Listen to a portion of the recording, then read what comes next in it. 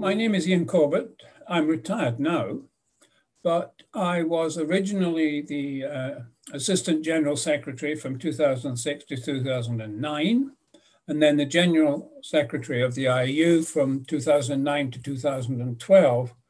And during that period, there were massive changes within the IAU, including the International Year of Astronomy, which ultimately led to the formation of the OAD itself. And I was the person who led the negotiations with South Africa, having been responsible for the selection process for the siting of the OAD.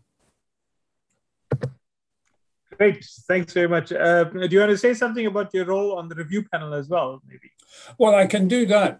I mean, sure. Well, I've recently been a member of the and chaired the review panel, which gave its report in April, I guess, of this year, which said that the OAD was doing extremely well indeed, and that it should continue, which I'm glad to see has been endorsed by both the IAU and the South African authorities.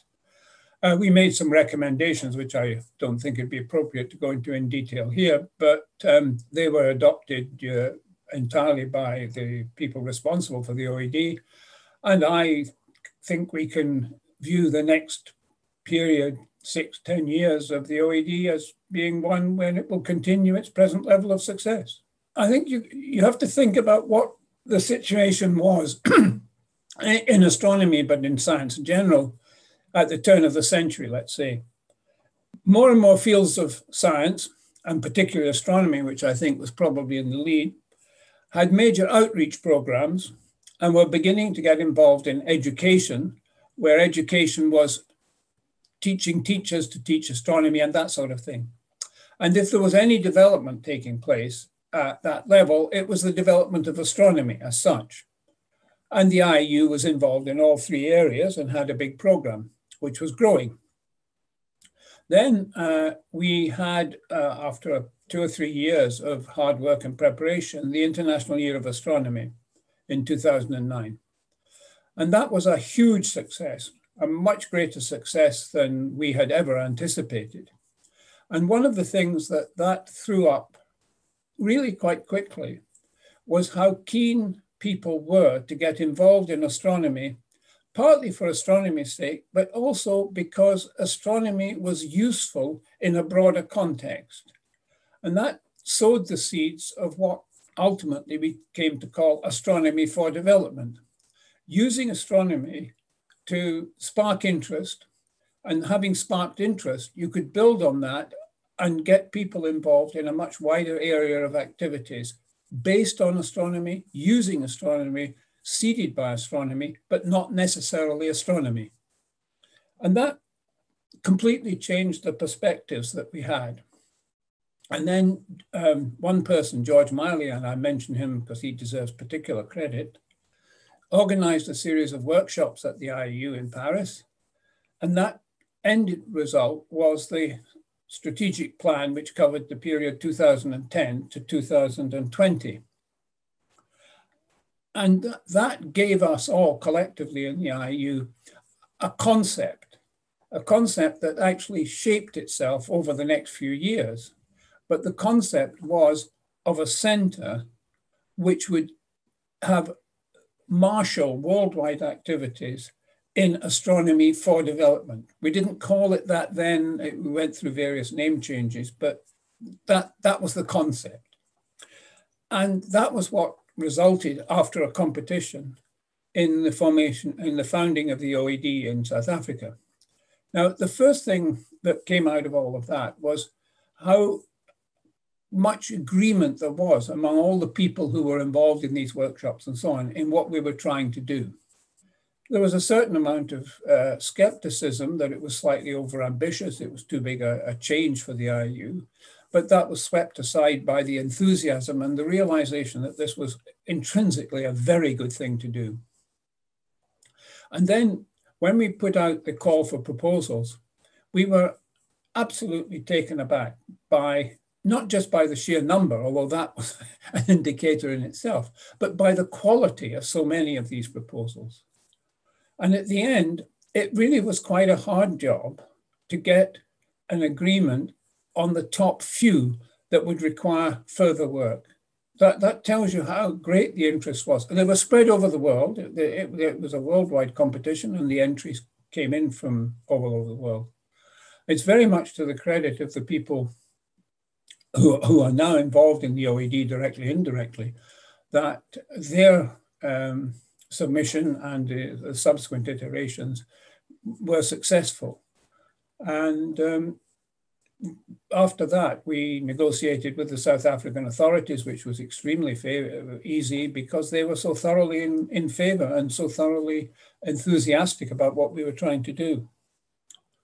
And that's where we are, because I would say that the OAD has realized, achieved more than we thought would be possible in those early years, up to, say, the General Assembly in 2015 in Honolulu, which was when we had the first overall view of how it is done.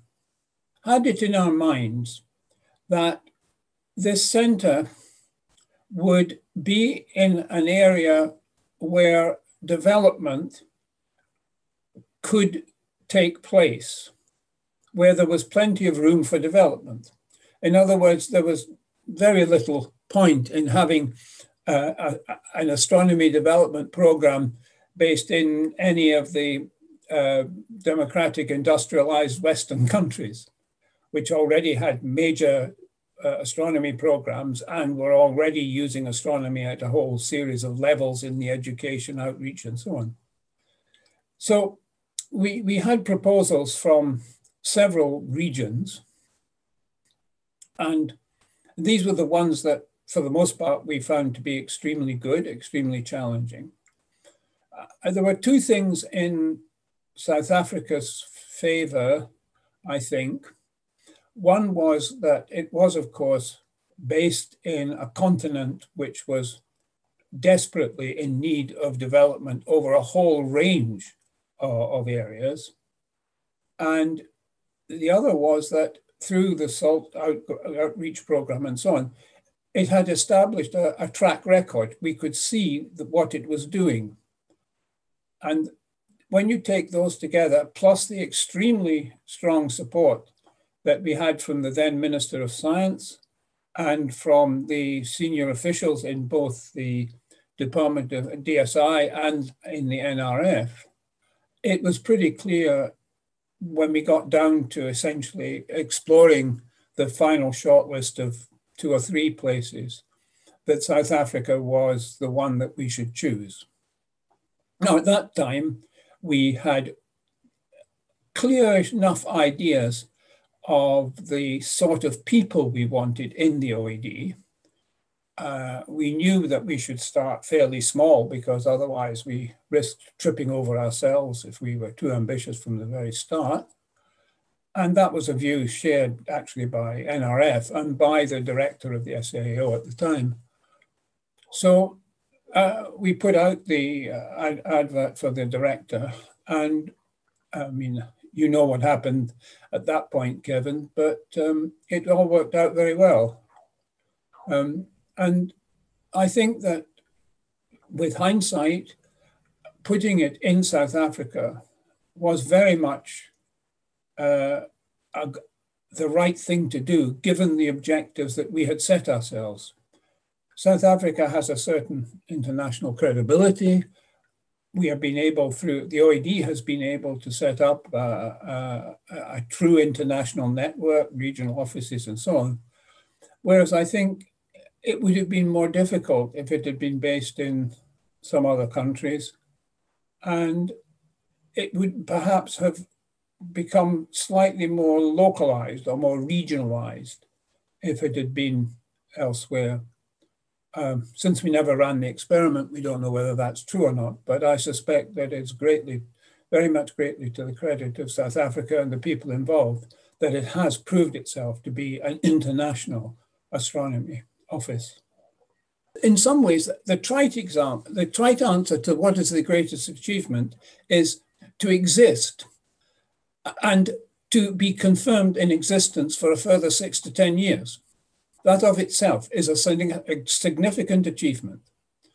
Something like the OAD could very easily fizzle out after a few years, after the initial enthusiasm of the people behind it has waned, after many of the people who were responsible for pushing it through have gone on to other things. That has not happened with the OAD. The OAD has continued to grow, it's continued to develop, its perspectives have changed. I think to say what has the OAD achieved, it has achieved its own existence, it has justified what it has done and what it should be doing. That is, and establishing the regional offices and so on. All of that of itself is the achievement. And I cannot think how we would have reacted in those workshops in Paris so long ago if we had known what would be the situation 10 years hence. I think we would have been astounded. The biggest challenge you have is, I think, containing your ambition, because what could be done and what can be done are not the same thing. So the biggest challenge is selecting those projects, those activities, which will have the most impact on development, not on astronomy, but on development. And that is not an easy thing. And you can see with hindsight where things have gone wrong. But you've been in existence now for long enough to be able to look back on what has been done, look back at what has been successful, think, why was it successful? The answer, of course, is always it's successful because the people there were committed and competent. But you can look back on that. And so I think the greatest challenge is being careful to do what you can do well. And I think that this is where the flagship project starts to make a great deal of sense. You started with a large number of small projects. I think that made a great deal of sense. You started with a few regional offices. You now have many more. You're now in a position to take on bigger challenges in a smaller number of areas. And that, I think, is where the future will lie and where you will have the major impact. But there is always a risk when you take on something big that you overreach yourself. And that, I think, is the biggest problem. It's a problem that faces you personally as director. It's an issue that faces your steering committee, which is an invaluable asset. And you have to be ambitious. You have to know exactly where the line is and not cross it, but go right up to it. Two or three things that I remember particularly well. One was the first time I met Kotso Micheli. I had seen him a little bit at the international at ICSU, but didn't really know him. And it was really an eye-opener to deal with somebody as important as he is in the South African system at the level of the OAD and the detail of it. I found that more than interesting. It was actually quite inspiring. And I felt that if South Africa has people like that in positions of influence and power, then the future looks good. I had not known much about South Africa prior to that. I had been to the South African Observatory when Bob Stobie was there, when there were some early discussions about salt. But that was a short trip, and that's probably in the, I would say, early 90s, or I can't remember now. So that was one thing. The other was, that I remember particularly, was the joyous occasion when you had your award in Edinburgh, and we went into these grand Victorian buildings, which seemed so utterly disconnected to astronomy for development, and heard the flowery speeches from the civic leaders and so on. I don't suppose you remember that much about that, Kevin, but it was really quite an occasion, especially as I Absolutely, grew yeah. up very near Edinburgh, and I knew the city as a small boy like the Right. back of my hand. It was really very good. I think that what we have seen is fairly characteristic. South Africa, which has a long astronomical tradition, which dates from the activities of the British Navy centuries ago, through the observatory, the major step with SALT, and the establishment of the new observatory in Karoo, and now SKA, that provides a seeding point for the whole of Africa. I have no idea how much it will get into Francophone Africa, which is essentially a closed book to me. But it's clear that there is involvement in much of the Anglophone and the eastern side of Africa. And I think that since the SKA will be a service observatory, it will be possible for people and to do good science with the SKA in collaboration, not just with South African astronomers, but astronomers worldwide. And once that happens, it starts to take off, because then you have students. And then you have students who go to other countries to learn either as PhD students or postdocs. And slowly, but it is slow, things will build up. And I think we can see that the beginnings of that already. You have people from throughout Africa working at the SAO, and you will start to see people, possibly already, it's already happening, from other countries within Africa working with SKA. And once they start working with SKA, it will broaden their horizons, and they can start to look outside the SKA and the radio astronomy field, because after all, astronomy is now multi-wavelength, and they will start to use other facilities. They will start to think differently. They can use data archived from Vista or from the VLT or whatever, and you will see quite a change. And it will take place possibly a little bit quicker than one might think, but I'm quite optimistic. Political stability is something that's important, but I think at the moment it's not too bad. There could be greater difficulties elsewhere, but Africa's not so bad.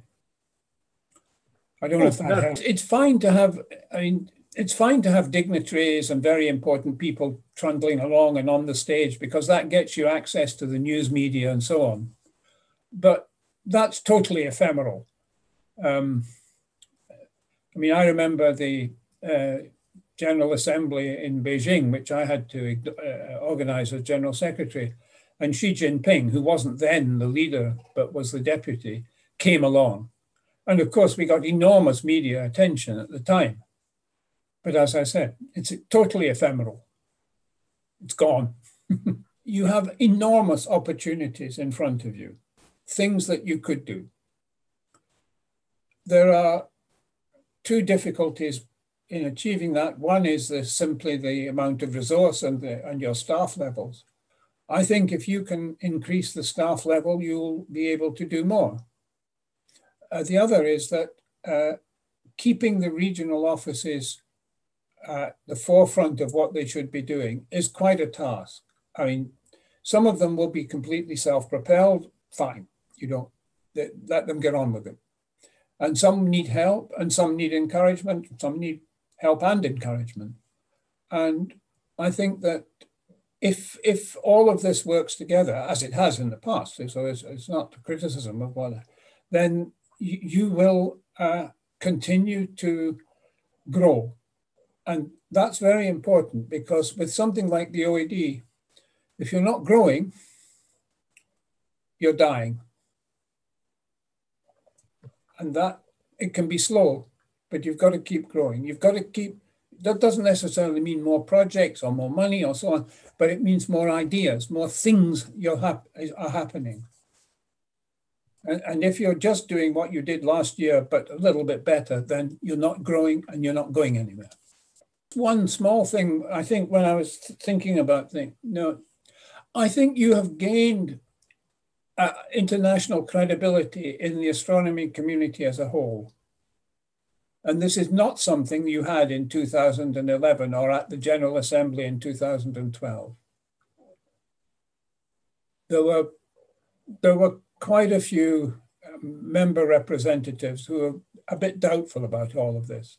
I don't think that is the case anymore. I think you have truly gained international credibility. You're recognized by things like the International Council of Science and so on as having achieved a great deal.